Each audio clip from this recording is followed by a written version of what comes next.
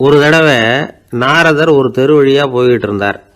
வழியில் ஒருத்தர் வேத சாஸ்திரம்லாம் படிச்சுக்கிட்டு உட்காந்துருந்தார். அவர் நாரதரை பார்த்து எங்கே போயிட்டு இருக்கிறீங்கன்னு கேட்டார். கடவுளை பார்த்துட்டு வரலாம்னு போயிட்டு இருக்கிறேன் அப்படின்னார் நாரதர். அப்படின்னா அவர்கிட்ட எனக்கு எப்போ முக்தி கிடைக்கும்னு கேட்டுட்டு வாங்களேன் அப்படின்னார் இவர். சரி கேட்டு வரேன் அப்படின்னு சொல்லிவிட்டு நாரதர் நடந்தார். கொஞ்சம் தூரத்தில் ஒரு மரத்தடியில் ஒரு தொழிலாளி செருப்பு தைச்சிக்கிட்டு உட்காந்துருந்தார். அந்த ஆளும் அதே மாதிரி கேட்டுக்கிட்டார். எனக்கு எப்போ முக்தி கிடைக்கும்னு கடவுள்கிட்ட கேட்டுக்கிட்டு வாங்களேன்னார். அவர்கிட்டையும் சரின்னு சொல்லிவிட்டு நாரதர் நேராக வைகுண்டத்துக்கு வந்து சேர்ந்தார். கடவுளை பார்த்தார். இவங்க 2 பேரும் சொல்லி அனுப்பின விஷயத்தை பற்றி கேட்டார். அதுக்கு கடவுள் சொன்னார், அந்த செருப்பு தைக்கிற தொழிலாளி உடல் நீத்ததும் உடனே என்னை வந்து அடைவான். ஆனால் அந்த சாஸ்திரம் படித்த ஆள் இப்போதைக்கு என்கிட்ட வந்து சேர மாட்டான். அவன் இன்னமும் பல பிறவிகள் எடுத்து அங்கேயே இருக்க வேண்டியிருக்குது. எப்போ இங்கே வந்து சேருவான்னு எனக்கே தெரியாது அப்படின்னார். நாரதருக்கு இதோட ரகசியம் என்னங்கிறது புரியல. எனக்கு ஒன்றும் புரியலையேன்னாரான் கடவுள்கிட்ட. சீக்கிரம் புரிஞ்சுக்குவேன், நீ திரும்பி போகிறப்போ நான் இங்கே வைகுண்டத்தில் என்ன செஞ்சுக்கிட்டு இருக்கேன்னு கேட்டால் ஒரு ஊசியின் துவாரத்தில் ஒரு யானையை கோத்துக்கிட்டு இருக்கிறேன்னு அவங்கக்கிட்ட சொல்லு அப்படின்னார் கடவுள் சிரிச்சுக்கிட்டே. நாரதர் பூமிக்கு திரும்பினார். கடவுளை பார்த்தீங்களா எப்படி இருக்கார் அப்படின்னு விசாரித்தார்.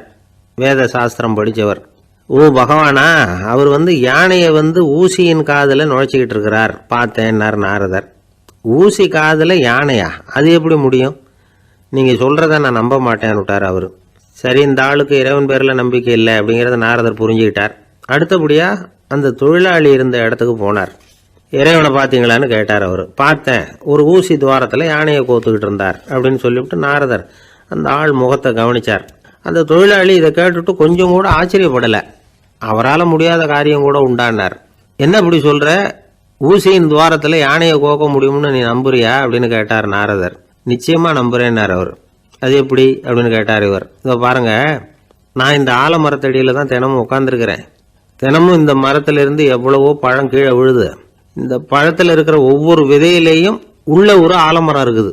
ஒரு சின்ன விதைக்குள்ள ஒரு பெரிய ஆலமரம் இருக்க முடியுங்கிறப்ப ஊசி துவாரத்தில் கடவுள் யானையை நுழைய வச்சாருங்கிறத ஒத்துக்கிறதுல என்ன கஷ்டம் இருக்கு அப்படின்னு ரொம்ப சர்வசாதாரணமாக பதில் சொன்னாராம் அந்த தொழிலாளி. நாரதர் யோசனை பண்ணார். இந்த தொழிலாளி வேத சாஸ்திரங்களையெல்லாம் படிக்கலைன்னா கூட அறிவுபூர்வமாக சிந்திச்சு இறைவனை நம்புகிறான். அதனால தான் கடவுள் இந்த ஆளுக்கு சீக்கிரம் முக்தி கிடைக்கும்னு சொன்னார் அப்படிங்கிறத புரிஞ்சுக்கிட்டாராம்.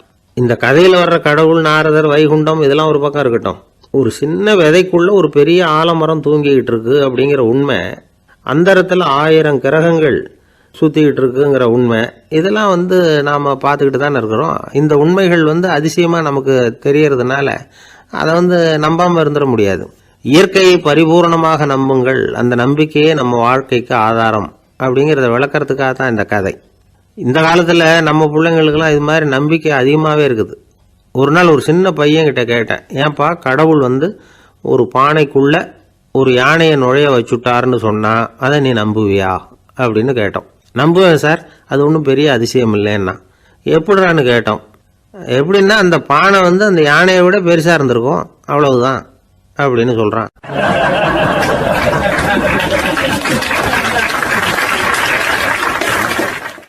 ஒரு பெரிய பியானோ கலைஞர் வியன்னாவில் இருந்தார். ரொம்ப புகழ்பெற்ற இசை கலைஞர் அவர். இங்கிலாந்து மகாராணி விக்டோரியா அவருடைய சங்கீதத்தை கேட்கணும்னு ஆசைப்பட்டாங்க. அவரை அரண்மனைக்கு கூப்பிட்டாங்களாம். பியானோ வாசிக்க சொல்லி கேட்டாங்களாம். இவரும் ரொம்ப பிரமாதமாக வாய்ச்சி காட்டியிருக்கார். உடனே பாராட்டி பரிசுகள்லாம் கொடுத்து அனுப்புனாங்களாம். அந்த இசையை கேட்கறதுல அரசிக்கு ரொம்பவும் ஆர்வம் உண்டு. அதனால அதுக்கப்புறமும் அந்த கலைஞர் அடிக்கடி அரண்மனைக்கு வர வேண்டிய அவசியம் ஏற்பட்டது. ஏன்னா அரசி கூப்பிட ஆரம்பித்தாங்க. இவர் போகணும், அங்கே இசை நிகழ்ச்சி நடத்தணும். இவர் அங்கே பாடி வாசிக்கிறது உண்டு. ஒரு தடவை மகாராணி அவரை பார்த்து, உங்கள் நாட்டு தேசிய கீதம் பாடுங்களேன் அப்படின்னு கேட்டாங்களாம். உடனே அவர் தன்னுடைய நாடான ஆஸ்திரியாவின் தேசிய கீதத்தை பாடியிருக்கிறார். அவர் பாட ஆரம்பித்த உடனே மகாராணி எழுந்திருச்சு நின்னாங்களாம். அதுக்கு மரியாதை செலுத்துகிற நோக்கத்தோட பாட்டு முடிகிற வரைக்கும் அப்படியே நின்றுகிட்டு இருந்தாங்களாம். இதுதான் அந்த அரசியினுடைய பெருந்தன்மை. அதாவது நாட்டுப்பற்றுங்கிறது அந்த அளவுக்கு அப்படி இருக்கணும். இப்படி ஒரு அரசியே நம்ம நாட்டு தேசிய கீதத்துக்கு எழுந்திருச்சு நின்று மரியாதை செலுத்துறாங்க அப்படிங்கிறது புரிஞ்சுக்கும் பொழுது அந்த முதிய கலைஞரின் மகிழ்ச்சிக்கு அளவே இல்லையாம். அதுக்கப்புறம் அந்த பியானோ கலைஞர் ஒரு நாள் தன்னுடைய நண்பர் ஒருத்தர்கிட்ட பேசிக்கிட்டு இருந்தாராம். அப்போ சொன்னாராம், மகாராணியார் எனக்கு எவ்வளவோ பரிசுகள்லாம் கொடுத்துருக்குறாங்க. ஒரு தடவை எனக்கு வைரக்கல் பதித்த அணி ஒன்றை கூட பரிசா கொடுத்தாங்க. ஆனால் அதை விட உயர்ந்த விலை மதிக்க முடியாத அணி என்ன தெரியுமா? நான் என்னுடைய நாட்டு தேசிய கீதத்தை நான் பாடுறப்போ அவங்க எழுந்திருச்சு நின்று மரியாதை செலுத்தினாங்களே, அதுதான் எனக்கு கிடைச்ச மிகப்பெரிய பரிசு அப்படின்னாராம். எனக்கு தெரிஞ்ச சங்கீத வித்வான் ஒருத்தர் இருக்கார். சமீபத்தில் ஒரு நாள் அவரை பார்த்தேன். எப்படி போயிட்டு இருக்கு உங்க தொழில் அப்படின்னு கேட்டேன். ரொம்பவும் வித்தியாசமா போயிட்டு இருக்குங்க அப்படின்னார். என்ன சொல்றீங்க அப்படின்னு. முன்னாடியெல்லாம் நான் பாடினா எதிரில் இருக்கிறவங்க தான் எழுந்திரிச்சு போயிட்டு இருந்தாங்க. இப்போ எப்படின்னா நான் பாட ஆரம்பிச்சுட்டா உடனே பக்கவாத்தியக்காரனே எழுந்திரிச்சு போடுறான் அப்படின்னார் ரொம்ப வேதனையோட.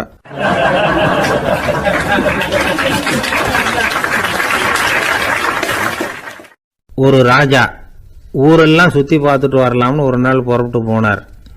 ஒரு இடத்துல தறி நெசவு வேலை ரொம்ப மும்முரமா நடந்துகிட்டு இருந்தது. ஒரு பெரியவர் தறியால் நெசவு வேலை செஞ்சுக்கிட்டு இருந்தார். பக்கத்துல ஒரு அழகான பொண்ணு உட்காந்து நூலை சுத்திக்கிட்டு இருக்குது. ராஜா அந்த பெரியவரை பார்த்து யார் இந்த பொண்ணுன்னு விசாரிச்சார். ராஜா அப்படி கேட்டதும் அவருக்கு ரொம்ப பெருமையா போயிட்டுது. ஏன்னா உட்காந்துருந்தது அவரோட மகள். அரசே, இது என்னுடைய மகள். இவ வேகமா நூல் தெரிக்கக்கூடியவள். வைக்கோலை எடுத்து இவ தெரிச்சா கூட அது எல்லாம் பவுனிழையா வெளியில வரும் அப்படின்னு ஒரு ராசி இவளுக்கு அப்படின்னு ரொம்ப பெருமையா ராஜா கிட்ட சொன்னார். ராஜா இதை கேட்டதும் அசந்துட்டார். அப்படியா, இவ்வளவு அழகும் சாமர்த்தியமும் உள்ள இந்த பொண்ணு என்னோட வரட்டுமே, இவளை என் மருமகளை ஆக்கிக்கிறேன் அப்படின்னார் ராஜா.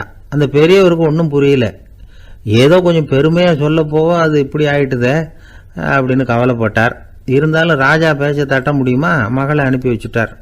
ராஜா அந்த பொண்ணை அரண்மனைக்கு அழைச்சிட்டு வந்தார். அங்கே ஒரு அறையில் வச்சு பூட்டி விட்டார். அந்த ரூமு நிறைய வைக்கோலை கொண்டாந்து போட்டு அடைச்சாங்க. 3 ராட்டைகள் வேற வச்சுருந்தாங்க. நாளைக்கு பொழுது விடியறதுக்குள்ளே நீ இந்த வைக்கோலையெல்லாம் தங்க இழைகளாக மாற்றி காட்டணும். நாளைக்கு காலம்புறம் நான் இந்த அறை கதவை திறப்பேன். உன் தகப்பன் சொன்னது மாதிரி எல்லாம் தங்கமாக மாறி இருக்கணும், இல்லைன்னா நீ உயிர் தப்ப முடியாது அப்படின்னு உத்தரவு போட்டார். பாவம் அந்த பொண்ணு என்ன பண்ணும், பகல் பூரா அழுதுகிட்டே உட்காந்துருக்குது. ராத்திரி பூராவும் தூக்கம் வரல. மறுநாள் அதிகாலை நேரத்தில் யாரோ கதவை தட்டுற சத்தம் கேட்டுது. பயந்துகிட்டே கதவை திறக்கிறா. திறந்து பார்த்தா வெளியில 3 அவலட்சணமான பெண்கள். ஒருத்திக்கு கால் அகலமா முறை மாதிரி இருக்கு, இன்னொருத்திக்கு கட்டை விரல் கரண்டி மாதிரி பெருசா இருக்குது, 3வது பொண்ணுக்கு உதடு தடிச்சு ரப்பர் மாதிரி தொங்கிக்கிட்டு இருக்கு. யார் நீங்க, உங்களுக்கு என்ன வேணும் அப்படின்னு கேக்குது இந்த பொண்ணு. நாங்க உங்களுக்கு உதவி செய்யறதுக்கு தான் வந்திருக்கிறோம் அப்படின்னு சொல்லி உள்ள வந்தாங்க. உட்கார்ந்தாங்க. கொஞ்ச நேரத்துக்குள்ள உள்ள இருந்த வைக்கோலையெல்லாம் தங்க இழைகளா மாத்தி கொடுத்துட்டு போயிட்டாங்க. காலையில ராஜா வந்தார், பார்த்தார். ஆகா பேஷுனார்.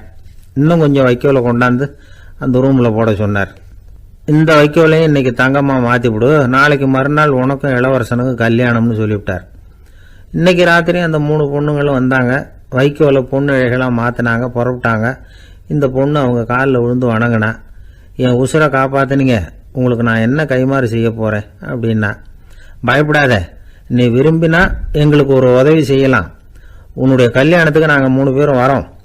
நீ எங்களை வரவேற்று ராஜா கிட்டையும் இளவரசர்கிட்டையும் நாங்கள் உன்னோட பெரியப்பா பொண்ணுங்கன்னு சொல்லி அறிமுகப்படுத்தி வை, நாங்கள் விருந்து சாப்பிட்டுட்டு போயிடுறோம் அப்படின்னாங்க. ரொம்பவும் சந்தோஷமா சரின்னு ஒத்துக்கிட்டா. கல்யாண நாள் வந்தது.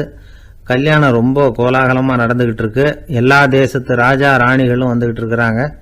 அந்த 3 அவலட்சணமான பொண்ணுங்களும் சேர்ந்தாங்க. யார் இவங்கன்னு கேட்டார் ராஜா. என் பெரியப்பா பொண்ணுங்க அப்படின்னு அந்த பொண்ணு. காலும் உதடும் கட்டை விரலும் ஏன் இப்படி உங்களுக்கு அவலட்சணம் ஆயிட்டுது அப்படின்னு கேட்டார். அதுக்கு அந்த பொண்ணுங்க பதில் சொன்னாங்க. என்ன செய்யறது, ஓயாம வைக்கோலை நூற்று ஒருத்தியோட கட்டை விரல் அப்படி கரண்டி மாதிரி ஆயிட்டுது. நாக்கில் தொட்டு தொட்டு திரிச்சதுனால ஒருத்தியோட உதடு அப்படி ஆயிட்டுது. காலால கட்டையை அழுத்தி அழுத்தி தறி போட்டதுனால இன்னொருத்தையோட கால் அப்படி ஆயிட்டுது. உங்க மருமகளா வந்திருக்கிற இந்த பொண்ணு அந்த 3ஐயுமே செய்ய தெரிஞ்சவ தான். என்ன ஆக போதும் இன்னும் கொஞ்ச நாள்ல அப்படின்னாங்க. அவ்வளவுதான். ராஜா பயந்துட்டார். அம்மா, இன்னையிலிருந்து நீ இளவரசனின் மனைவி. நீ எப்பவும் அழகா இருக்கணும். அதனால நீ இனிமே வைக்கோலை திரிக்கவே கூடாது அப்படின்னு உத்தரவு போட்டார். அவளை இக்கட்டான சூழ்நிலையிலிருந்து காப்பாற்றின அந்த 3 பொண்ணுங்களும் சந்தோஷமா திரும்பி போயிட்டாங்களாம். சுவாமி சின்மயானந்தர் இந்த கதையை சொல்லியிருக்கிறார். தன்னலம் மறந்து சுயலாபத்தை தியாகம் செய்யறது வைக்கோல்ல இருந்து தங்க இழைய நூக்கிறது மாதிரி அப்படிங்கிறார் அவர். அது இருக்கட்டும், இப்ப நம்ம கதைக்கு வருவோம். ஒரு ராஜா தன்னோட மகனுக்கு சுயவரம் நடத்தினார். எல்லா தேசத்தில இருந்தும் ராஜகுமாரர்கள் வந்திருந்தாங்க. ராஜகுமாரிய கல்யாணம் பண்ணிக்கலாம்ங்கிற ஆசையில சுயம்பர மண்டபத்திலிருந்து எல்லா ராஜகுமாரர்களும் அலறி அடிச்சுக்கிட்டு வெளியில ஓடி வந்துகிட்டு இருக்கிறாங்களாம். ஏன் இப்படி எல்லாரும் மிரண்டு போய் ஓடி வர்றாங்கன்னு கேட்டார் ஒருத்தர். அதுக்கு இன்னொருத்தர் விவரம் சொன்னார். ராஜகுமாரியை இன்னைக்கு தான் அவங்க நேரில் பார்த்தாங்களாம், அதுதான் அப்படி ஓடி வந்துகிட்டு இருக்கிறாங்க அப்படின்னார்.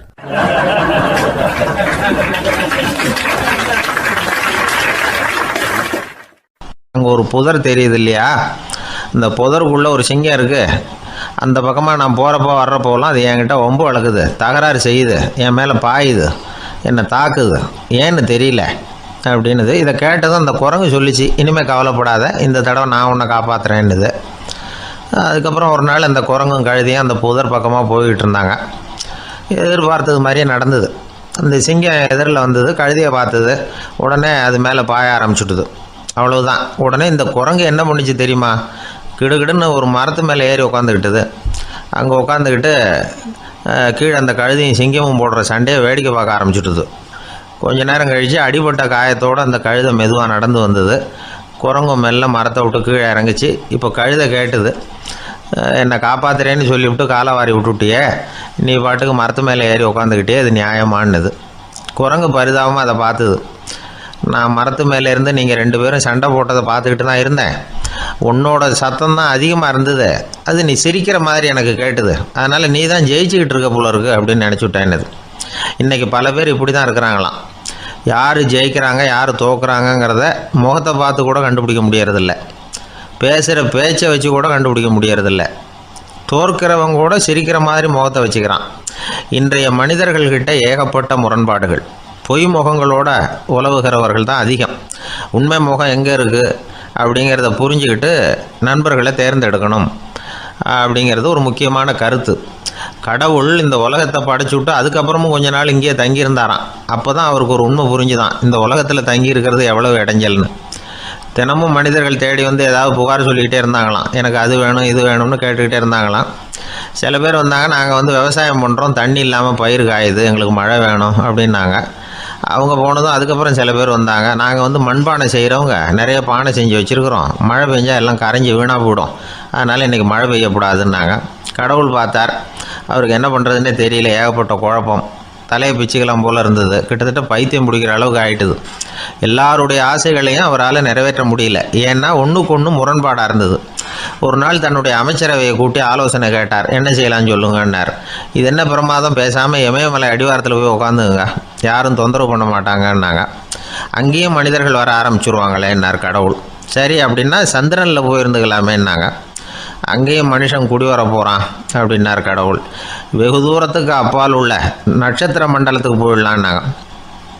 இதெல்லாம் நிரந்தர தீர்வாகாது, நிரந்தரமாக இந்த மனிதனுடைய தொல்லையிலேருந்து நான் விடுபடணும், அதுக்கு ஏதாவது வழி சொல்லுங்கன்னார் கடவுள். ஒரு வயசான ஆள் வந்தார். கடவுளுக்கு காதோட காதாக ஒரு வழியை சொன்னார். கடவுளுக்கு முகம் மலர்ந்தது. அதுதான் சரி, அப்படியே செஞ்சுடலான்னார். அந்த ஆள் சொன்ன ரகசியம் என்ன தெரியுமா, மனிதனால் அடைய முடியாத ஒரு இடம் இருக்குது, அது வேறு எங்கேயும் இல்லை, அவனுக்கு உள்ளே இருக்குது, அங்கே போய் மறைஞ்சிங்க, அதுக்கப்புறம் மனிதர்களால் உங்களுக்கு தொந்தரவு இருக்காதுன்னார். மனிதன் நினைக்காத இடம் அதுதான். அதாவது உள்ளுக்குள்ளே இருக்கிற உண்மையை புரிஞ்சிக்காமல் வெளியில் எங்கேயோ அது இருக்கிறதாக நினச்சி வரட்டிக்கிட்டு அலையிறான் மனுஷன். உள்ளே இருக்கிற உண்மை புரிஞ்சால் நாம் தன்னம்பிக்கையோடு தலை நிமிர்ந்து வாழலாம். வேடிக்கையாக ஒரு கதை சொல்லுவாங்க, இதை பாருங்கள், நம்ம பையன் எங்கே பணம் வச்சாலும் எடுத்து விட்றான், என்ன பண்ணுறதுன்னாங்க அம்மா. அப்பா கொஞ்சம் நேரம் யோசனை பண்ணார். அதுக்கப்புறம் சொன்னார், அவன் கண்ணில் படாத இடமா நம்ம வீட்டில் இருக்கிறது ஒரே இடம்தான், அங்கே பணத்தை வை திருட்டு போகாதுன்னார். அது எந்த இடம்னு கேட்டாங்க. அதுதான் அவன் பாட புஸ்தகம், அதில் வச்சிரு, அவன் தொடவே மாட்டான், பாட புத்தகத்தை தொடாமல் பரீட்சையில் வெற்றி பெற முடியாது அப்படிங்கிறத புரிஞ்சுக்கணும். உள்ளே இருக்கிற உண்மையை தொடாமல் வாழ்க்கையில் வெற்றி பெற முடியாது. அதனால் உண்மையை புரிஞ்சுக்கிட்டால் வாழ்க்கையில் வெற்றி நிச்சயம். ஜெருசலேம் அங்கே உள்ள ஒரு தேவாலயம், அதில் உள்ள பலிபீடத்தின் முன்னாடி ஒரு பெட்டி உண்டு, அது காணிக்கை பெட்டி.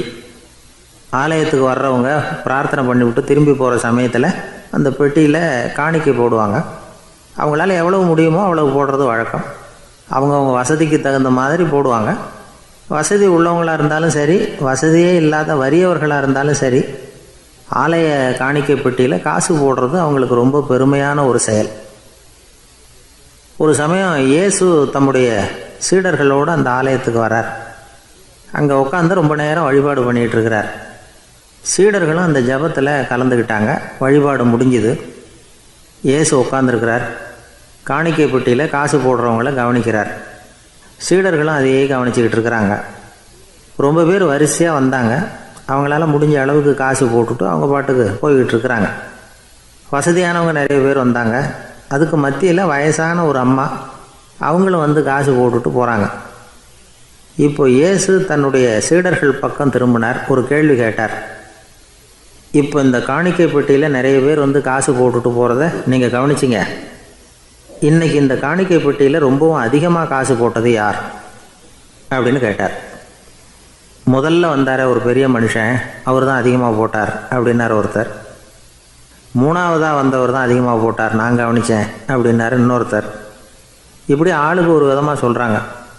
கடைசியாக இயேசு சொன்னாராம், இன்றைக்கு அந்த பெட்டியில் அதிகமாக காசு போட்டவங்க அந்த வயசான அம்மா தான் அப்படின்னாராம்.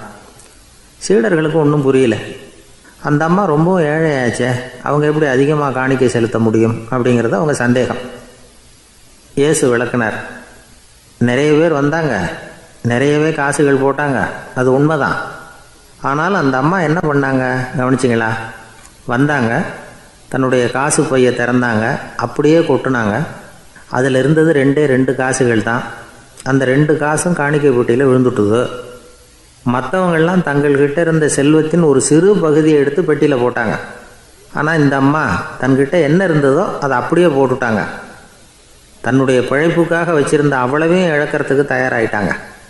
அவ்வளவு தாராள மனசு அவங்களுக்கு. அதனால் அவங்க செலுத்தின காணிக்கை தான் அளவில் அதிகம் அப்படின்னார். விலை மதிப்பில்லாத முத்து புதையல் ஒருத்தனுக்கு கிடைக்க போகுதுன்னு வச்சுக்கோங்க. அதன் மதிப்பை உணர்ந்தவன் என்ன பண்ணுவான்? அதை அடையிறதுக்காக தன்கிட்ட இருக்கிற எதையும் கொடுக்கறதுக்கு தயாராக இருப்பான் இல்லையா? அது மாதிரி தான் இதுவும் அப்படின்னார். உலக மதிப்பீடுகளை துரும்பா தூசியாக மதித்து அதையெல்லாம் உதறி விடுகிறவன் இறையருள் அப்படிங்கிற இணையில்லாத செல்வத்தை பெறுகிறான் அப்படிங்கிறது இதில் உள்ள கருத்து. இறைவனுக்காக இழப்பதுன்னா துன்பப்படுகிறவர்களுக்காக, ஏழைகளுக்காக, ஏதுமற்றவர்களுக்காக இழப்பது அப்படின்னு அர்த்தம். உங்கள் அயலானுக்கு நீங்கள் என்ன உதவி செய்தாலும் அதை எனக்கே செய்கிறீர்கள் அப்படின்னு இயேசு சொல்லியிருக்கிறார். அடுத்தவங்களுக்கு உதவணுங்கிற குணம் இன்றைக்கி ரொம்ப குறைஞ்சி போச்சு. ஒருத்தன் வாழைப்பழத்தோல் வழுக்கி கீழே விழுந்துட்டான். பக்கத்தில் இருந்த நண்பன் உடனே அவனை தூக்கிக்கிட்டு போய் ஆஸ்பத்திரியில் சேர்த்துட்டான். அதுக்கப்புறம் சொன்னான், நீ அந்த வாழைப்பழத்தோலில் காலை வைக்க போகிறத முன்னாடியே நான் கவனிச்சுட்டேன் அப்படின்னானா. அப்படின்னா அப்போவே நீ எனக்கு உதவி செஞ்சுருக்கலாமே அப்படின்னானா அவன். நான் டாக்டருக்கு உதவலாம்னு நினச்சிட்டேன் அப்படின்னா இவன்.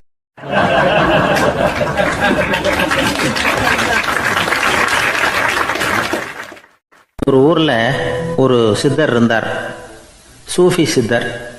அவர் ஞானம் பெற்ற ஒரு சித்தர். ஒரு நாள் அந்த நாட்டு மன்னன் அவரை பார்க்கறதுக்காக வந்தான். என்ன வேணும் உனக்குன்னு கேட்டார். நான் கடவுளை பார்க்கணும், அதுக்கு நீங்கள் தான் உதவி பண்ணணும் அப்படின்னா அவன். சித்தர் கொஞ்சம் யோசனை பண்ணார். சரி போயிட்டு நாளைக்கு வாடினார். அதே மாதிரி மன்னன் போயிட்டு அடுத்த நாள் வந்தான். இங்கே நீ என்னோட ஒரு வாரம் தங்கியிருக்க வேண்டியிருக்கும்னார். சரின்னா ஒரு பிச்சை பாத்திரத்தை தூக்கி கையில் கொடுத்தார். அவனுக்கு ஒன்றும் புரியல, இருந்தாலும் வாங்கிட்டான். வாங்கிட்டு இதை என்ன செய்யணும் அப்படின்னு கேட்டான். இதை ஒன்றும் செய்ய வேணாம், இதை எடுத்துக்கிட்டு பக்கத்தில் உள்ள கிராமங்களுக்கு போ, வீடு வீடாக பிச்சை எடுத்துக்கிட்டு வா. அப்படி வந்த பிறகு தான் உனக்கு சாப்பாடும் ஓய்வும் கிடைக்கும். ஒரு வாரம் இப்படி செய், அதுக்கப்புறம் 8வது நாள் நாம் கடவுளை பற்றி யோசிக்கலாம் அப்படின்னார். இப்படி இவர் சொன்னதை கேட்டதும் அந்த அரசனுக்கு அதிர்ச்சி ஆயிட்டுது. ஒரு மாதிரி ஆயிட்டான். தன்னுடைய சொந்த நாட்டில் சொந்த குடிமக்கள்கிட்ட போய் பிச்சை எடுக்கிறதா அப்படின்னு யோசனை பண்ணி பார்த்தான். அதுக்கப்புறம் மெதுவாக அவன் அந்த சித்தரை பார்த்தான். ஐயா, சொந்த நாட்டிலேயே பிச்சை எடுக்கிறதுன்னா எனக்கு ஒரு மாதிரியாக இருக்குது, வெக்கமாக இருக்குது. நான் வேணும்னா வெளி தேசத்தில் எங்கேயாவது போய் பிச்சை எடுக்கவா அப்படின்னு கேட்டான். இதுக்கு அந்த சித்தர் ஒரு சம்மதிக்கலை. இதை பாரு, உன்னால் பிச்சை எடுக்க முடியலன்னா பேசாமல் திரும்பி அரண்மனைக்கே போயிடு. அதுக்கப்புறம் கடவுளை பற்றியெல்லாம் பேசுறதுக்கு என்னை தேடிட்டு வரக்கூடாது அப்படின்னு விட்டார். மன்னன் தயங்கினான். இருந்தாலும் மனசை சரி பண்ணிட்டு சம்மதிச்சான். சரிங்க, ஒரு வாரம் இங்கே தங்குறேன், நீங்கள் சொல்கிறது மாதிரி பக்கத்து கிராமங்களுக்கு போகிறேன், வீடு வீடாக பிச்சை எடுக்கிறேன், வர்றேன் அப்படின்னா. ஒரு வாரம் தெரு தெருவாக பிச்சை பாத்திரத்தோடு அலைஞ்சான். சொந்த ஊரில் சொந்த குடிமக்கள்கிட்ட பிச்சை எடுத்தான். 7 நாள் முடிஞ்சுது.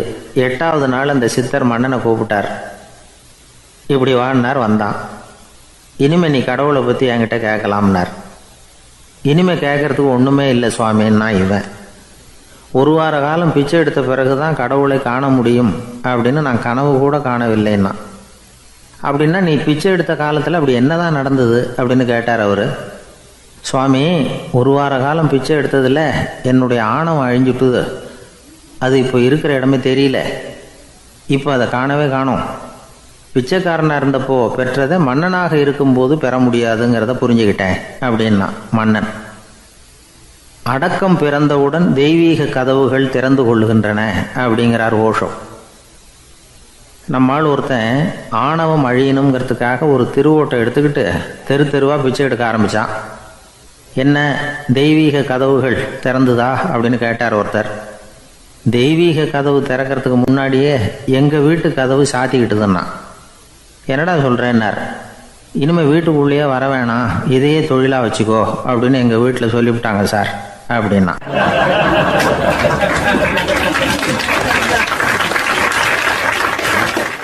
கப்பல் கடலில் போய்கிட்டு இருக்கு. புயல், சூறாவளி, அலையெல்லாம் பெருசு பெருசாக ரொம்ப உயரமாக உண்டாகுது. கடுமையான காற்றிலேயும் வேகமான அலைகள்லேயும் சிக்கி அந்த கப்பல் தடுமாறுது. திசை மாறி போச்சு. எந்த பக்கம் போயிட்டு இருக்கிறோம்னே தெரியல. அந்த கப்பலை செலுத்திக்கிட்டு இருந்த மாலுமி ரொம்ப சாமர்த்தியமாக செயல்பட்டார். தன்னுடைய அறிவாற்றலையும் திறமையையும் முழுமையாக பயன்படுத்தினார்.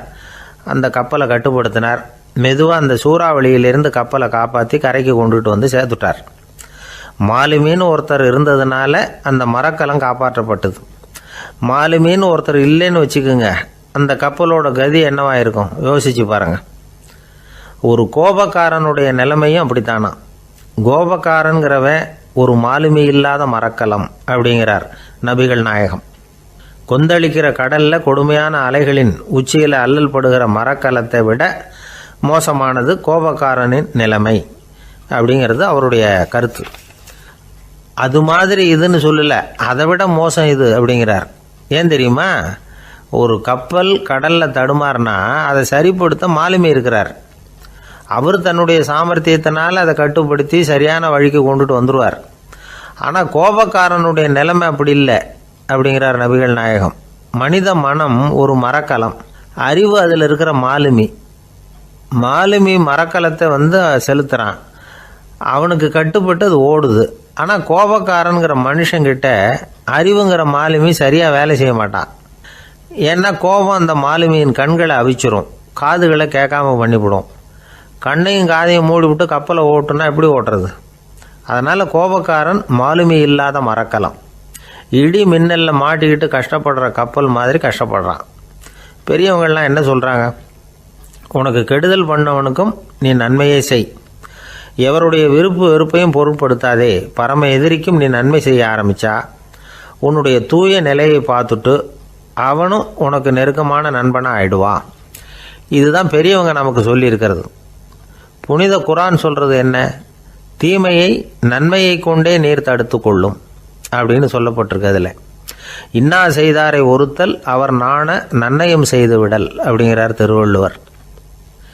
செல்வந்தர் ஒருத்தர்கிட்ட ஒரு சிறுவன் ஆடு மேய்ச்சிக்கிட்டு இருந்தானா. பெரியவர் அவனை கூப்பிட்டு, நீ நேராக போய் ஒரு ஆட்டில் உள்ள ரொம்ப நல்ல பகுதி எதுவோ அதை எடுத்துக்கிட்டு வா அப்படின்னாரான். இவன் போனான். ஒரு ஆட்டு உடம்புல இருந்த நாக்கு, இருதயம், இது ரெண்டையும் எடுத்துகிட்டு கொடுத்தானான். பெரியவர் வாங்கி பார்த்தார். அதுக்கப்புறம் இப்போ நீ போய் இன்னொரு ஆட்டில் இருக்கிற ரொம்ப கெட்ட பகுதி எதுவோ அதை எடுத்துகிட்டு வா அப்படின்னாரான். இவன் போய் எடுத்துகிட்டு வந்தான். அவன் கையில் இருந்தது மறுபடியும் அதே மாதிரி நாக்கு, இருதயம், இது ரெண்டும் தான். என்னது இப்பவும் அதையே கொண்டுட்டு வந்திருக்கிற அப்படின்னாரான் பெரியவர். இவன் சொன்னானா, ஒரு உடம்புல உள்ள ரொம்ப நல்ல பொருளும் இதுதான், ரொம்ப கெட்ட பொருளும் இதுதான் அப்படின்னு நானா. இளம் வயசில் இப்படி பதில் சொன்னவர் தான் பேரறிஞர் லுக்மானுல் ஹக்கீம் அவர்கள். கோபப்படாமல் இருந்தால் இது ரெண்டும் நல்லா வேலை செய்யும், கோபப்பட்டால் இது ரெண்டும் மோசமாக வேலை செய்யும். அதை புரிஞ்சுக்கிறதுக்காகத்தான் இன்றைக்கி இந்த தகவல். கோபம் வந்துட்டால் நாம் என்ன செய்கிறோங்கிறது நமக்கே தெரியாது. ஒருத்தர் டாக்டர்கிட்ட போனார் அவசரமாக, டாக்டர் எனக்கு இப்போ கடுமையான கோப வெறி, எனக்கு கண்ணு மண்ணு ஒன்றும் புரியல, உடனடியாக அதை கட்டுப்படுத்தணும், உடனே இதுக்கு ஏதாவது ஒரு மாத்திரை கொடுங்க ப்ளீஸ் அப்படின்னார். அந்த டாக்டரும் உடனே ஒரு மாத்திரையை கொடுத்து இதை உடனே போடுங்க, நான் தண்ணி கொண்டுகிட்டு வரேன்னு உள்ளே போனார். தண்ணியோடு திரும்பி வந்தார். இவர் சொன்னார், டாக்டர் நீங்கள் கொடுத்த மாத்திரை ரொம்ப பெருசாக இருந்தது, இருந்தாலும் கஷ்டப்பட்டு முழுங்கிட்டேன்னார். டாக்டர் சந்தேகத்தோடு மேசையை பார்க்குறார். பார்த்தா மாத்திரை அங்கேயே இருக்குது, பேப்பர் வெயிட்டை காணலை.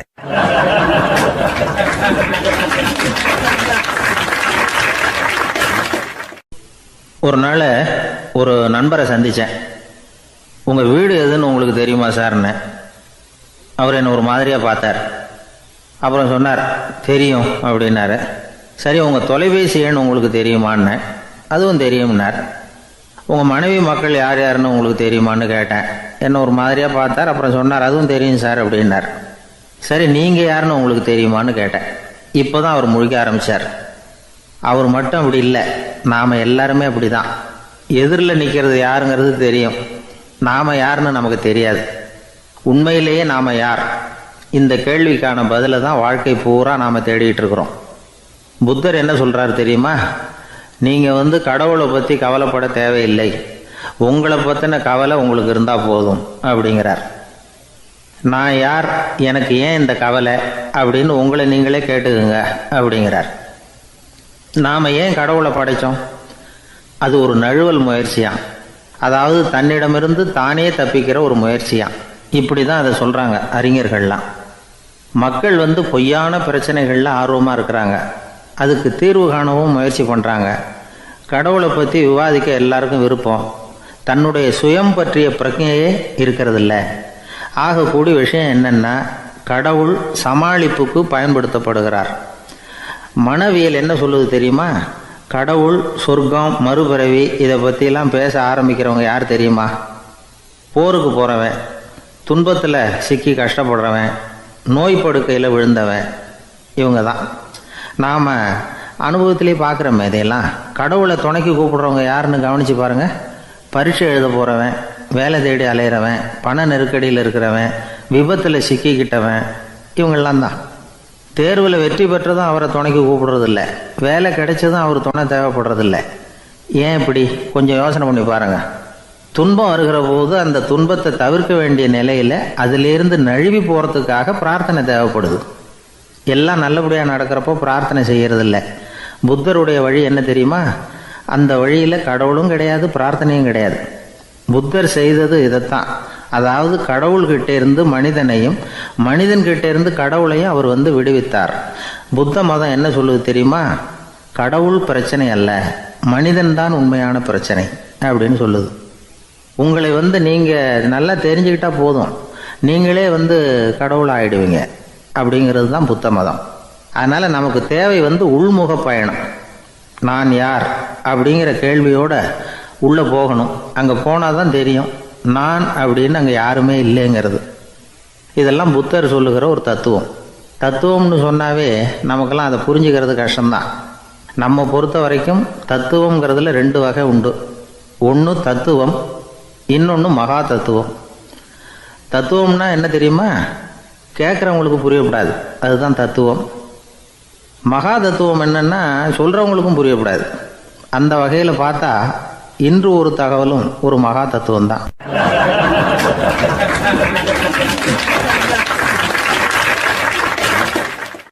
ரொம்ப பேருக்கு கூட்டத்தில் பேசுறதுன்னா பயம்.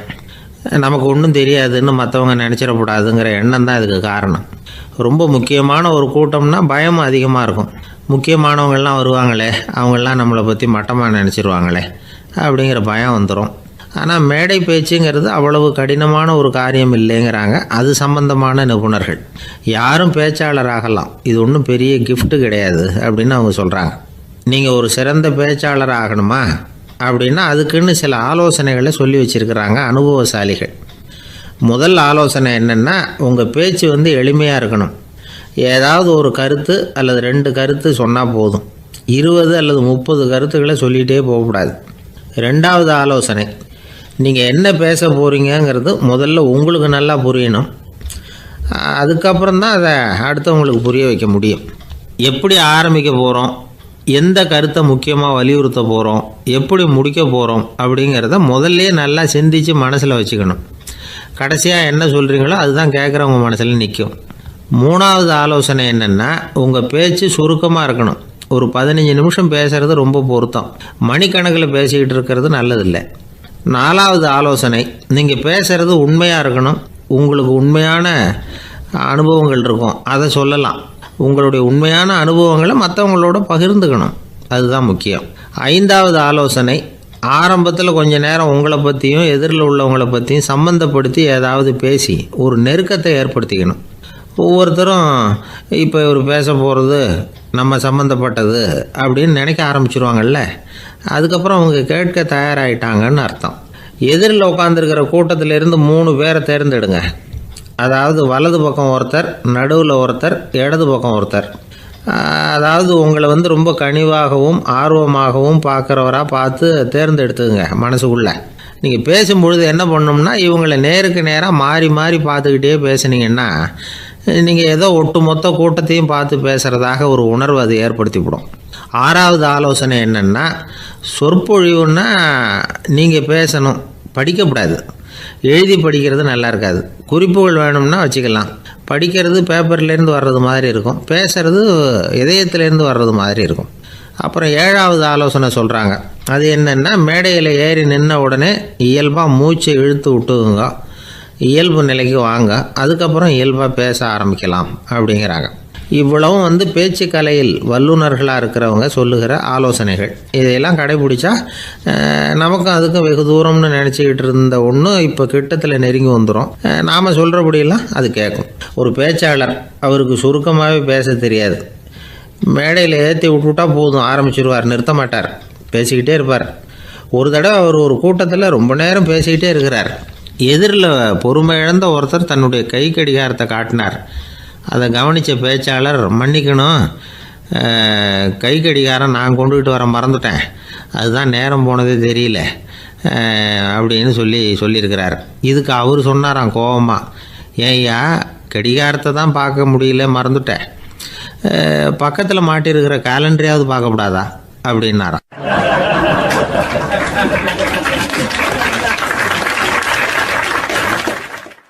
அர்ஜுனன் கேட்ட கேள்விக்கெல்லாம் பகவான் கண்ணன் பதில் சொன்னார். அதுக்கு பேர் பகவத்கீதை. அதே மாதிரி உத்தவன் கேட்ட கேள்விக்கும் அவர் பதில் சொல்லியிருக்கிறார். அதுக்கு என்ன பேருனா உத்தவ கீதைன்னு பேர். அது சரி, உத்தவன்னா யார்? கண்ணனுக்கு சின்ன வயசுலேருந்தே தேர் ஓட்டிக்கிட்டு இருந்தவன் அவன் தான். குருஷேத்திர போர் முடிஞ்சது, அதர்மத்தை அழித்து தர்மத்தை நிலைநாட்டி தர்மனுக்கு முடிச்சு விட்டினார் கண்ணபிரான். அதுக்கப்புறம் துவாரகைக்கு திரும்பினார். தான் வந்த காரியம் முடிஞ்சது, அதனால் இளமையிலிருந்தே தனக்கு தேரோட்டியாக இருந்து வந்த உத்தவனை கூப்பிட்டார். இதை பாருப்பா, உனக்கு வேணுங்கிறத கேளுன்னார். அவன் தனக்குன்னு எதையும் கேட்குறதுக்கு ஆசைப்படலை. இருந்தாலும் கேள்வி கேட்குறதில் அவன் ரொம்ப கெட்டிக்காரன். அதனால் கேட்க ஆரம்பித்தான். பரந்தாமா, ராஜசூய யாகத்துக்கு தர்மனை கூப்பிட்டு தன்னுடைய அரண்மனையில் விருந்து வச்சான் துரியோதனை. அதுக்கப்புறம் சூதாட்டத்துக்கு கூப்பிட்டான். தர்மன் தோல்வி அடைகிற மாதிரி பண்ணிவிட்டான். நீங்கள் தான் முக்காலமும் உணர்ந்தவராச்சே, சூதாட்டத்தில் தர்மர் ஜெயிக்கிறது மாதிரி பண்ணியிருக்கக்கூடாதா? இந்த பகடைக்காயை உருட்டுறப்போ நீங்கள் எதிர்பார்த்தது விழற மாதிரி பண்ணியிருக்கலாமே. சரி, அதுதான் இல்லை. வேடிக்கை பார்த்துக்கிட்டு இருந்த பீமன், அர்ஜுனன், நகுலன், சகாதேவன் இவங்களையும் பணையம் வச்சு ஆடுறப்போவாவது காப்பாற்றிருக்கலாம். அதையும் நீங்கள் செய்யலை. பாவம், அந்த அவல பொண்ணு, ஒன்றும் புரியாத ஒன்றும் தெரியாத அந்த உன்னுடைய சகோதரி திரௌபதி, அந்த பொண்ணை துச்சாதனை இழுத்துக்கிட்டு துகில் உரிகிற கட்டத்தில் காப்பாற்றினியே. இது நியாயமா, முறையா, அறமா? இதுதான் உத்தவன் கேட்ட கேள்வி. இதுக்கு பரந்தாமன் பதில் சொல்கிறார். அப்படி கேள் உத்தவா, தருமனை துரியோதனன் சூதாட அழைக்கும் பொழுது என்ன சொன்னான் தெரியுமா? நான் பணையம் வைக்கிறேன், எனக்கு பதிலாக என்னுடைய மாமன் சகுனி பகடக்காய்களை உருட்டுவான்னு சொன்னான். உடனே தருமன் எனக்கு பதிலாக என்னுடைய மைத்துனன் கண்ணன் பகடக்காய்களை உருட்டுவான்னு சொல்லியிருக்கலாமே, அப்படி சொல்லலை. என்ன செஞ்சான் தெரியுமா? துரியோதனன் கூட சூதாட்டத்துக்கு சம்மதிச்சிட்டோம், கடவுளே இது என்னுடைய மைத்துனன் கண்ணபிரானுக்கு தெரியக்கூடாது அப்படின்னு வேண்டிக்கிட்டான். இதனால் தருமன் எனக்கு மனசால் தடை போட்டுட்டான். அதனால் அரண்மனைக்கு வெளியிலேயே என்னை கூப்பிடுவாங்கன்னு நான் காத்துக்கிட்டு இருந்தேன். பீமன், அர்ஜுனன், நகுலன், சகாதேவன், திரௌபதி இவங்களை பணையம் வச்சு ஆடுறப்போவாவது கூப்பிடுவாங்கன்னு பார்த்தேன். அப்பவும் அவங்க என்னை கூப்பிடல நினைக்கல. திரௌபதியை துச்சாதனன் கூந்தலை பிடிச்சி இழுக்கிறான். அப்போ கூட அவள் தன்னுடைய உடல் பலத்தால் தடுக்கிறதுக்கு முயற்சி பண்ணாலே தவிர என்ன நினைக்கல. துரியோதனன் சபைக்கு இழுத்து செல்லப்பட்ட திரௌபதி அறநூல்களையும் அரச நீதிகளையும் சொல்லிக்கிட்டு இருந்தாலே தவிர என்ன நினச்சே பார்க்கல. துகில் உரிகிற கட்டத்தில் தான் ஹரி ஹரி கண்ணா பறந்தாமன்னு கூப்பிட்டா, அதனால தான் அப்போ போய் நான் காப்பாற்றினேன் அப்படின்னா பறந்தாமன். அப்படின்னா நீ அழைச்சாதான் போவியா, நீயா போக மாட்டியா அப்படின்னு கேட்குறான் உத்தவன். ஆமாம், நான் கூப்பிட்டா தான் போவேன். மனிதர்கள் செய்யக்கூடிய செயல்களையெல்லாம் அவங்கவுங்க போக்கிலேயே விட்டுட்டு வேடிக்கை பார்த்துக்கிட்டு இருப்பேன். நான் குறுக்கிட்டு ஒன்றுமே செய்ய மாட்டேன் அப்படின்னா பறந்தாமன். மனுஷன் தவறு பண்ணுனா திருத்த மாட்டியா, சும்மா பார்த்துக்கிட்டு தான் உட்காந்துருப்பியா அப்படின்னு கேட்குறான் உத்தவன். நான் மனுஷனுடைய உள்ளத்தில் இருக்கிறப்போ என் எதிரில் மனுஷன் தவறு பண்ண மாட்டான் அப்படின்னு ஆனா கண்ணன். அதாவது யார் நினைக்கிறாங்களோ அவங்க உள்ளத்துலலாம் அவன் இருக்கிறான். அப்படி இருக்கிறப்போ தவறு செய்ய மனுஷன் அஞ்சுவான். இதுதான் உத்தவ கீதைங்கிறது. இந்த காலத்துலேயும் சில பேர் பகவான் மாதிரி அடுத்தவங்க கஷ்டப்படுறத வேடிக்கை பார்த்துக்கிட்டு இருக்கிறது உண்டு. அன்றைக்கி அப்படித்தான் நடுத்தெருவில் ஒரு திருடனை பிடிச்சி எல்லாரும் சேர்ந்து அடிச்சுக்கிட்டு இருக்கிறாங்க. ஒரு ஆள் மட்டும் தள்ளி நின்று அதை வேடிக்கை பார்த்துக்கிட்டு இருக்கான். பார்த்துக்கிட்டு சிரிச்சுக்கிட்டு இருக்கிறான். என்ன சார் இது பாவம், அந்த ஆளை போட்டு அப்படி அடிக்கிறாங்களே அப்படின்னும். அடிக்கட்டும் சார், அவன் அடி வாங்க வேண்டிய ஆள் தான் அப்படின்னா அவன். ஏன் சார் அப்படி சொல்கிறீங்க அப்படின்னு கேட்டோம். பின்ன என்ன சார், நான் ஒருத்தர் பையில் இருந்த பர்ஸை எடுக்கிறதுக்கு முயற்சி பண்ணிக்கிட்டு இருந்தேன், அதுக்குள்ளே அவன் முந்திக்கிட்டு அப்வேஸ் பண்ணிவிட்டான், பர்ஸை அவன் எடுத்துட்டான். பார்க்கறதுன்னா எடுக்கிறது அவனா? என்ன சார் நியாயம் இது? நல்லா வாங்கட்டும் அப்படிங்கிறான்.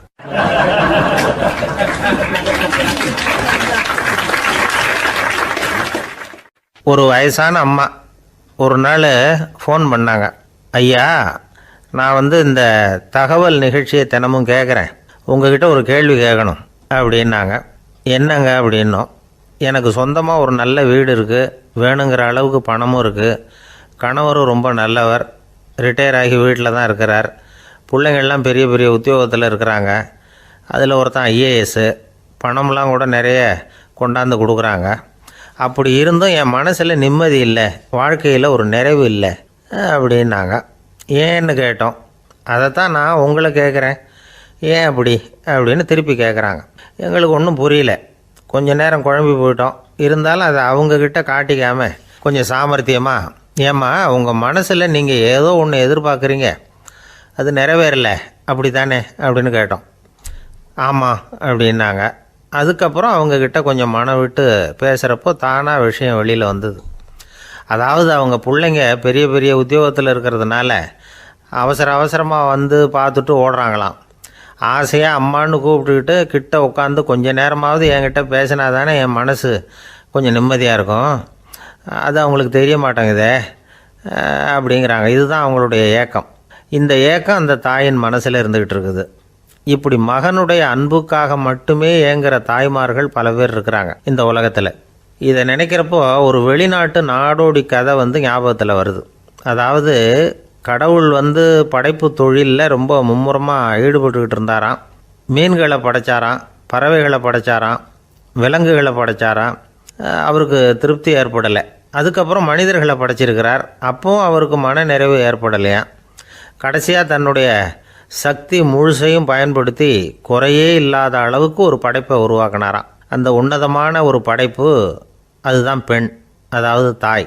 இப்படி உருவாக்கி எல்லாரையும் இந்த உலகத்தில் விட்டுவிட்டாராம். அதுக்கப்புறம் கொஞ்ச காலம் கழித்து தன்னுடைய தேவியை அழைச்சிக்கிட்டு இந்த பூலோகத்துக்கு வந்திருக்கிறார். தன்னுடைய குறையில்லாத படைப்பாகிய பெண்ணை பார்த்தாராம். ஏம்மா உனக்கு இன்னும் ஏதாவது குறை இருந்தால் சொல்லு, அதையும் நிவர்த்தி பண்ணிவிடுறேன் அப்படின்னாராம். அந்த அம்மா பார்த்துருக்காங்க. சுவாமி, எனக்கு நீங்கள் கொடுத்துருக்கிறது 2 கை. என்னுடைய பிள்ளைகளுக்கு சேவை செய்கிறதுக்கு இந்த 2 கை பத்தலை. அதனால் இன்னும் ஒரு 2 கை கொடுத்தா தேவலை அப்படின்னாங்களாம். கடவுள் பார்த்தார். அதனால் என்ன, அப்படியே செஞ்சு விடலாம், இதோ அதுக்கான வரம் கொடுத்துட்டேன் அப்படின்னார். அந்த அம்மாவுக்கு இப்போ 4 கை ஆயிட்டுது. 4 கையாலேயும் குழந்தைகளுக்கு சேவை செய்ய ஆரம்பிச்சிட்டாங்க. கடவுள் திருப்தியாக திரும்பி போனார். அதுக்கப்புறம் கொஞ்சம் காலம் கழித்து மறுபடியும் திரும்பி வந்தார். தேவியோட பெண்ணை பார்த்தார். இப்போ என்னம்மா சந்தோஷந்தானே அப்படின்னாராம். அதுக்கு அந்த அம்மா, சந்தோஷந்தான், இருந்தாலும் இப்போ எனக்கு இருக்கிற 2 காலும் போதில்லை, இன்னும் ஒரு 2 கால் இருந்தால் தேவையில்லை, நிறைய ஓடி ஆடி பிள்ளைகளுக்காக வேலை செய்ய வேண்டியிருக்குது அப்படின்னாங்களாம்.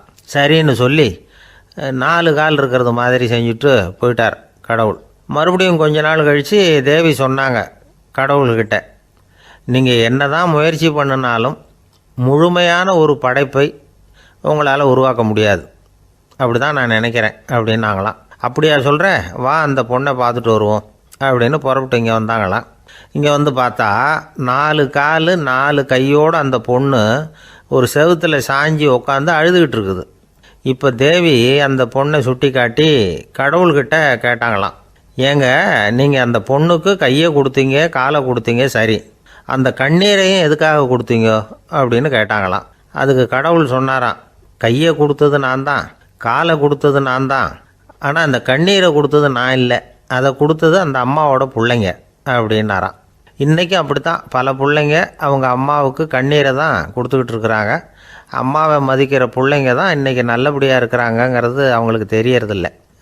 இந்த காலத்து பிள்ளையாண்டான் ஒருத்தன் அவங்க அம்மாக்கிட்டேயும் நல்ல பிள்ளையாக நடந்துக்குவான், மனைவிக்கிட்டேயும் நல்ல கணவனாக நடந்துக்குவான், ரொம்ப சாமர்த்தியம். ஒரு நாள் அவங்ககிட்ட கேட்டாங்க, ஏன்பா உங்கள் அம்மாவும் உன் மனைவியும் சண்டை போட்டுக்கிட்டா நீ எந்த பக்கம் அப்படின்னாங்களாம். வீட்டுக்கு வெளிப்பக்கம் அப்படின்னானா அவன்.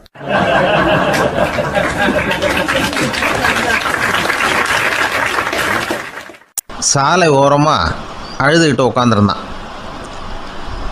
பிச்சை எடுத்து சாப்பிட்ற ஒருத்தன் அந்த பக்கமாக வந்தான். இவனை பார்த்தான். ஏன் அழுதுகிட்டு உட்காந்துருக்கிற, என்னாச்சு உனக்கு அப்படின்னு கேட்டான். அதுக்கு இவன் சொன்னான், என்கிட்ட ஒன்றுமே இல்லை, நான் இந்த உலகத்தில் இருந்து என்ன பிரயோஜனம், அதனால தான் அழுதுகிட்டு இருக்கிறேன் அப்படின்னா. உன்கிட்ட மறைஞ்சிருக்கிற புதையல் என் கண்ணுக்கு நல்லா தெரியுது, அது உனக்கு புரியல, அதனால தான் அழுதுகிட்டு இருக்கிற அப்படின்னா. என்னது புதையல் இருக்குதா, உன் கண்ணுக்கு தெரியுதா அப்படின்னு கேட்டான்.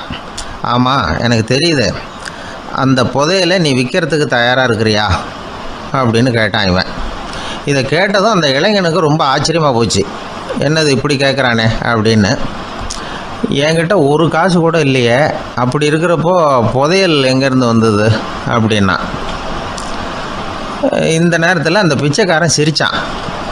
இப்படி தான் இந்த உலகத்தில் எல்லோரும் சொல்லிகிட்டு இருக்கிறாங்க, என்கிட்ட ஒன்றுமே இல்லை ஒன்றுமே இல்லைன்னு சொல்லி, ஆனால் அவங்கக்கிட்ட தான் புதையல் இருக்குது, நீ வேணும்னா என் கூட வா, நம்ம நாட்டு அரசர்கிட்ட போவோம், உங்ககிட்ட இருக்கிற புதையலை அவர் நல்ல விலைக்கு எடுத்துக்குவார் அப்படின்னா. அது எப்படி உனக்கு தெரியும்னா, இதுக்கு முன்னாடியும் இது மாதிரி பல பேரை நான் ராஜா கிட்ட அழைச்சிட்டு போயிருக்கிறேன், அதனால தான் உன்னை பார்த்தேன், உன்னையும் கூப்பிட்றேன், நீ சரின்னு சொன்னால் உன்னை அழைச்சிட்டு போகிறேன், உங்ககிட்ட இருக்கிற புதையலை அவர் நல்ல விலை கொடுத்து எடுத்துக்குவார் அப்படின்னு சொன்னான்.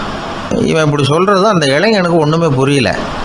இது என்னது இந்த ஆள் இப்படி சொல்லிகிட்டு இருக்கிறான், நம்மக்கிட்ட என்ன இருக்குது, அதுவும் இல்லாமல் இவனே பிச்சை எடுத்து சாப்பிட்டுக்கிட்டு இருக்கிறான், இவன் போய் நம்மளை ராஜா கிட்ட அழைச்சிட்டு போகிறதா போகிறேங்கிறானே என்ன அப்படின்னு சொல்லி அவன் யோசனை பண்ணான்.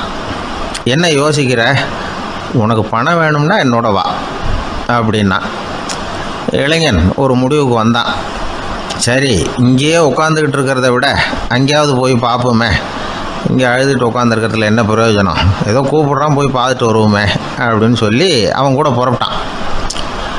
பிச்சைக்காரன் முன்னாடி போயிட்டே இருக்கிறான், இந்த இளைஞன் பின்னாடி நடந்து போயிட்டுருக்கான். 2 பேரும் அரண்மனையை நோக்கி போகிறாங்க. பாதி வழி போயிருப்பாங்க. வழியில் அந்த பிச்சைக்காரன் சொன்னான், இதை பாரு, முன்னாடியே சில விஷயங்களை நாம் பேசிக்க வேண்டியிருக்கு, சரியாக தெளிவாக முடிவு எடுத்துக்கிட்டு அதுக்கப்புறம் ராஜாக்கிட்ட போகணும். ஏன்னா அங்கே போய் அது முடியாது இது முடியாதுன்னு நாம் நமக்குள்ளே சண்டை போட்டுக்கிட்டு இருக்க முடியாது. ராஜாவுக்கு விலையை பற்றி கவலையே இல்லை. எவ்வளவு சொன்னாலும் நமக்கு பணம் கிடச்சிரும். ஆனால் அதுக்கப்புறம் நான் இதை விற்கிறதுக்கு தயாராக இல்லைன்னு சொல்லிடக்கூடாது. அதனால் புதையலை விற்கிறதா இல்லையாங்கிறத இங்கேயே தெளிவாக முடிவு செஞ்சுக்கணும். இல்லைன்னா ராஜா கிட்ட போய் அங்கே போய் குழப்பிக்கிட்டு இருக்க முடியாது அப்படின்னு சொன்னான். இளைஞனுக்கு ஒன்றுமே புரியல. என்ன சொல்கிற நீ, என்கிட்டயா புதையலா, எங்கே இருக்குது அப்படின்னு சொல்லி குழம்பி போனான். இப்போ அந்த பிச்சைக்காரன் சொன்னான், இதை பாரு, இப்போ உதாரணத்துக்கு உன்னுடைய கண்களை எடுத்துக்கோ. அதுக்கு நீ என்ன விலை கேட்டுற போகிற? நான் அதுக்கு ராஜா கிட்டே இருந்து ஒரு 50,000 ரூபா வாங்கி தர முடியும். உன்னுடைய இருதயத்தை கொடுக்குறியா, 20 லட்சம் ரூபா வாங்கி தரேன். மூளையை கொடுக்குறியா, 30 லட்சம் வாங்கி தரேன். என்ன சொல்கிற அப்படின்னு சொல்லி இந்த பிச்சைக்காரன் பேசிக்கிட்டே போகிறான். இளைஞனுக்கு கோபம் வந்துட்டுது. என்ன உளர்ற, உனக்கு என்ன பைத்தியமா? கண்ணையும் மூளையையும் இருதயத்தையுமா விற்பாங்க? என்ன விலை கொடுத்தாலும் அதையெல்லாம் நான் விற்கிறதுக்கு தயாராக இல்லை, நான் விற்க மாட்டேன். அதை கொடுத்துட்டு நான் என்ன பண்ணுறது? இப்படி நான் மட்டும் இல்லை, யாருமே இதை விற்கிறதுக்கு தயாராக இருக்க மாட்டாங்க அப்படின்னு சொன்னான் அந்த இளைஞன். இவன் இப்படி சொன்னதும் அந்த பிச்சைக்காரன் வாய் விட்டு சிரிக்க ஆரம்பிச்சுட்டான். இப்போ பைத்தியமானது நானா நீயா? லட்சக்கணக்கான கோடிக்கணக்கான ரூபாய் பொறுமானம் உள்ள பொருள்களை உங்ககிட்டயே வச்சுக்கிட்டு விற்க முடியாதுன்னு சொல்கிற நீ தான் ஏழை. என்கிட்ட ஒன்றுமே இல்லைன்னு மரத்தடியில் உட்காந்து அழுதுகிட்டு இருக்கிறியே அப்படின்னு சொன்னான். இன்றைக்கி பார்த்திங்கன்னா பல பேர் தன்கிட்ட புதைஞ்சிருக்கிற ஆற்றலை புரிஞ்சிக்க முடியாமல் அவதிப்பட்டுக்கிட்டு இருக்கிறாங்க. நம்மக்கிட்ட என்ன இருக்குங்கிறது அவங்களுக்கு தெரியறதில்ல. அதனால தான் என்கிட்ட ஒன்றுமே இல்லைன்னு சொல்லி அழுதுகிட்டு இருக்கிறாங்க. இதை விளங்க வைக்கிறதுக்கு பெரியவங்க சொல்கிற கதை இது. நம்மக்கிட்ட இருக்கிற புதையலை நாம் தான் தோண்டி எடுக்கணும். உண்மையான புதையலுங்கிறது உள்ளே இருக்குது. ஆனால் அதை வெளியில் தேடுற ஆசாமிகள் தான் அதிகம். சராசரி மனித இயல்பு அப்படி. நம்மக்கிட்ட விலை மதிக்க முடியாத பகுத்தறிவு இருக்குது. அதை வச்சுக்கிட்டு வாழ்க்கையில் முன்னேறதுக்கு முயற்சி பண்ணணும். என்கிட்ட ஒன்றுமே இல்லைன்னு நினச்சி ஓரமாக உட்காந்துடக்கூடாது. முயற்சி செஞ்சால் முடியாத காரியம் எதுவுமே இல்லை. ஒரு ரயில்வே ஸ்டேஷன் பக்கம் வெளியில் ஒரு டாக்ஸி நின்றுட்டு இருந்தது. அந்த பக்கமாக வந்த ஒருத்தர் டாக்ஸி டிரைவரை பார்த்து சொன்னார், ஐயா, உங்கள் வண்டியில் பின் சீட்டில் ஒரு மணி பர்ஸு கிடக்கு, யாரோ மறந்து விட்டுட்டு போயிருக்கிறாங்க அப்படின்னார். இல்லை, அது காலி பர்ஸு தான், நான் தான் அதை அங்கே போட்டு வச்சுருக்கிறேன்னார் டிரைவர். ஏன்னு கேட்டார் அவர். இதுக்கு டிரைவர் சொன்னார், அதை பார்க்குற யாராவது அதை எடுத்துக்கலாம்ங்கிற ஆசையிலையாவது சவாரிக்கு வருவாங்க, அதுக்காக தான் போட்டு வச்சுருக்கிறேன் அப்படின்னார்.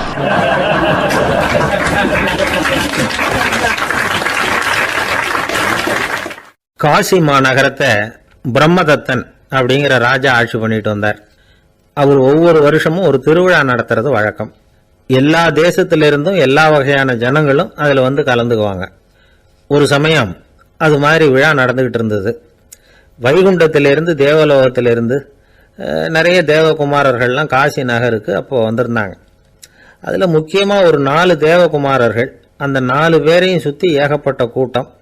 அப்படி என்ன விசேஷம் அவங்கக்கிட்ட அப்படின்னா, மற்றவங்களை விட அவங்க முகம் அழகாக இருந்ததா அப்படி பார்த்தா அப்படியும் இல்லை. அவங்க அணிஞ்சிருந்த மலர் மாலைகள் தான் அதுக்கு காரணமாக. அந்த மலர்கள்லேருந்து அப்படி ஒரு அபூர்வமான நறுமணம். இதுக்கு முன்னாடி இப்படி ஒரு நறுமணத்தை அந்த ஊர் ஜனங்க அனுபவிச்சதே இல்லை. அதுதான் அந்த 4 பேரையும் சுற்றி கூட்டம். எல்லாரும் கேள்வி கேட்க ஆரம்பித்தாங்க.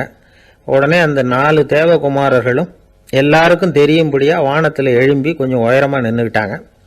கீழே நின்றுக்கிட்டு இருந்த அரசன்லேருந்து ஆண்டி வரைக்கும் ஒருத்தர் பாக்கி இல்லாமல் ஒரே குரலில் எல்லாரும் அவங்கள பார்த்து, எங்களுக்கும் இது மாதிரி மாலையை போட்டுக்கணும்னு ஆசையாக இருக்குது, அதுக்கு நீங்கள் தான் அருள் பண்ணணும் அப்படின்னு கேட்டுக்கிட்டாங்க. மாலை போட்டுக்கிறதுனா எல்லாருக்கும் ஆசையாக தானே இருக்கும். அந்த 4 தேவகுமாரர்களில் ஒருத்தர் புத்தர் பிரான். அவர் சொன்னார், பூலோகவாசிகளே, நான் சொல்கிறத கொஞ்சம் பொறுமையாக கேளுங்க. கக்காரு அப்படிங்கிற கற்பக விருட்சத்தின் மலர்களால் தொடுக்கப்பட்டது இந்த மாலை. இதுக்கு நிறைய சக்தி உண்டு. எந்த காலமும் இது வாடாது, வாசனையும் குறையாது. ஆனால் இதை அணிந்து கொள்றதுக்கு சில தகுதிகள் தேவை அப்படின்னார். என்ன தகுதி அது சொல்லுங்களேன் அப்படின்னு ஏக காலத்தில் எல்லாரும் சத்தம் போட்டாங்க. தீய இயல்புகள் உள்ளவங்க, இழிந்த சிந்தனை, இழிந்த செயல் உள்ளவங்க இந்த மாலையை அணிய முடியாது அப்படின்னார். அவ்வளோதான். கூட்டத்தில் சத்தம் போட்டவங்கள்லாம் மெதுவாக அப்படி அடங்க ஆரம்பிச்சிட்டாங்க. இன்னொரு தேவகுமாரன் சொன்னார், அடுத்தவங்க பொருளை அபகரிக்காதவன், அடுத்தவங்களுக்கு கெடுதல் பண்ணக்கூடிய பொய் பேசாதவன், பேராசையினால் கெட்ட வழியில் பொருள் ஈட்ட நினைக்காதவன் இந்த மாலையை போட்டுக்கலாம் அப்படின்னார். கூட்டத்திலிருந்து யாரும் முன்னுக்கு வரல. ஒரே ஒரு ராஜகுரு மட்டும் கொஞ்சம் முன்னாடி வந்தார். பெரியவர், படித்தவர் அவர். எனக்கு தகுதி இருக்குது அந்த மாலையை போட்டுக்கிறதுக்கு அப்படின்னார். வேற ஒன்றும் இல்லை, பொய் சொல்லியாவது அந்த மாலையை வாங்கிக்குவோமே அப்படின்னு முடிவு பண்ணிட்டார் அவர். அவ்வளோதான், மாலையை வாங்கிட்டார். அடுத்த தேவகுமாரன் பேசினார்.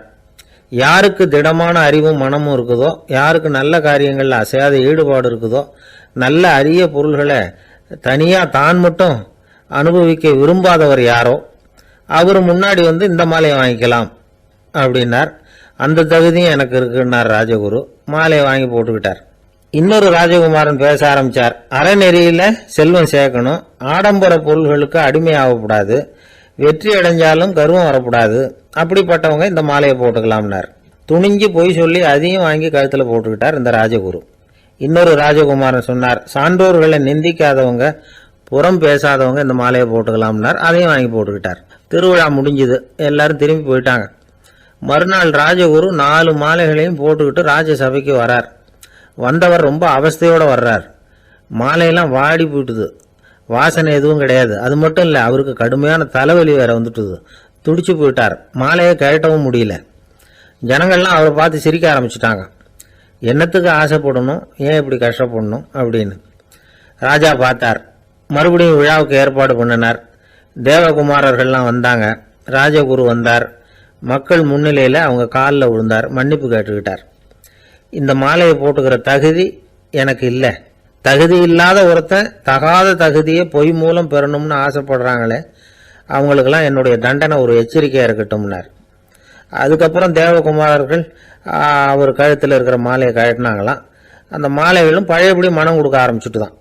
இதுலேருந்து நாம் தெரிஞ்சுக்க வேண்டியது என்னென்னா, நமக்கு தகுதி இல்லாத ஒரு கௌரவம் நம்மக்கிட்ட தானாக வந்தால் கூட அதை தவிர்த்து விடுறது தான் நல்லது. அதுதான் புத்திசாலித்தனம். ஒருத்தர் வந்தார். சார், எங்கள் இலக்கிய மன்ற விழாவுக்கு நீங்கள் தலைமை தாங்கணும்னார். உடனே இவர் சொன்னார், பேச்சாளர், சார், இலக்கியத்தை பற்றி பேசுகிற தகுதி எனக்கு இல்லையே அப்படின்னார். உடனே அவர் கூப்பிட வந்தவர் சொன்னார், அந்த தகுதி உங்களுக்கு இல்லைங்கிறது எங்களுக்கும் தெரியும் சார், அதனால தான் உங்களை தலைமை தாங்க கூப்பிடுறேன் அப்படின்னார். அது சரி, தலைமைன்னா அதுக்கு இவர் என்னதான் அர்த்தம் பண்ணுறாருன்னு தெரியல.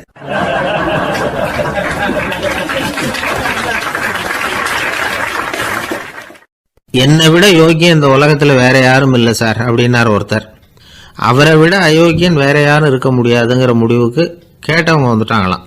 மனுஷனுக்கு இருக்கிற ஒரு மிகப்பெரிய குறையே தன்கிட்ட இருக்கிற குறை அவனுக்கு தெரியாமல் போகிறது தான்.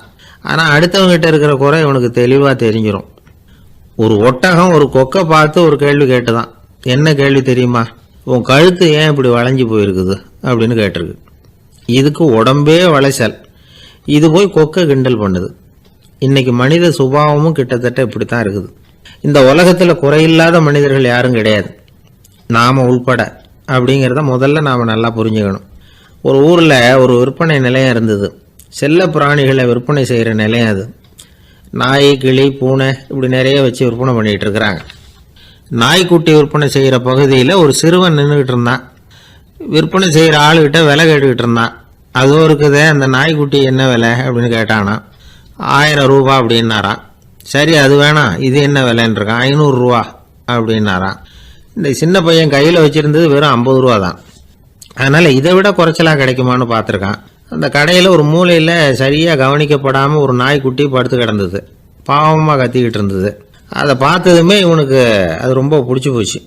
உடனே அந்த கடைக்காரரை பார்த்து, அதுவும் அந்த மூலையில் படுத்து கிடக்குதே அந்த நாய்க்குட்டி என்ன விலை அப்படின்னு கேட்டிருக்கான். தம்பி, அது ஒரு கால் ஊனம், அதனால் அது உன்னோட குதித்து விளையாடவோ ஓடுறதோ அதால் முடியாத காரியம் அப்படின்ட்டுருக்கார் அவர். அது தெரிஞ்சுதாங்க கேட்குறேன், அதோட விலை என்ன, அதை மட்டும் சொல்லுங்களேன் அப்படின்ட்டுருக்கான். தம்பி, இது கால் ஊனம் உள்ள ஒரு நாய். இதை போய் காசு கொடுத்து வாங்கிறதுக்கு யாராவது பிரியப்படுவாங்களா? இதை நான் உனக்கு இலவசமாகவே தர்றேன், எடுத்துகிட்டு போ அப்படின்னாரான். இதை கேட்டதும் அந்த சிறுவனுக்கு கோவம் வந்துட்டு தான். நீங்கள் ஒன்றும் சும்மா கொடுக்க வேணாம், இந்தாங்க 50 ரூபா, இதை வச்சுக்கிட்டு நாய்க்குட்டியை கொடுங்க அப்படின்ட்டுருக்கான். அவருக்கு ஒன்றும் புரியல, ஆச்சரியமாக இருந்தது. சரின்னு பணத்தை வாங்கிட்டு நாய்க்குட்டியை தூக்கி கொடுத்தார். அந்த சிறுவன் அந்த நாய்க்குட்டியை 2 கையாலையும் வாங்கினா, மார்போட பிரியமாக சேர்த்து அணைச்சிக்கிட்டான். தெருவில் இறங்கி நடக்கிறான்.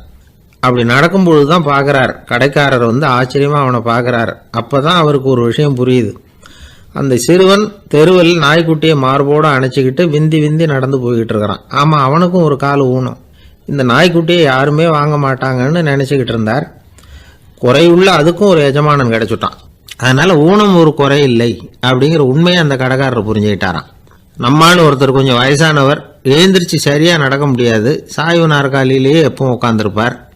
அவரு தனக்கு துணையா ஒரு நாயை பக்கத்தில் வச்சிருந்தார்.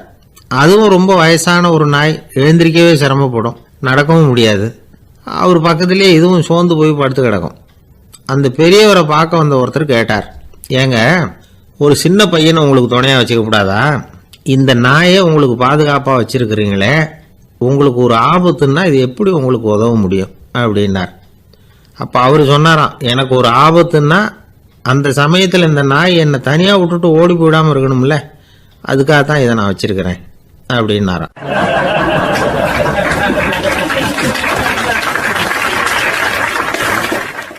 ஒரு தீக்குச்சி தீப்பெட்டியை பார்த்து கேட்டுதான், நாம் 2 பேரும் தானே உரசிக்கிறோம், ஆனால் நான் மட்டும் தீ பிடிச்சி எரிஞ்சு போகிறேன், நீ அப்படியே இருக்கிறியே அப்படின்னு தான். அதுக்கு தீப்பெட்டி சொல்லியிருக்குது, உனக்கு தலையில் கணம் இருக்குது அதனால் அழிஞ்சு போகிற அப்படின்னு தான். எப்படி இருக்கு பாருங்கள் இந்த பதில். தலையில் கணம் உள்ளவங்க யாருமே சரியாக இருக்க முடியாது. எவ்வளவு பெரியவங்களாக இருந்தாலும் சரி,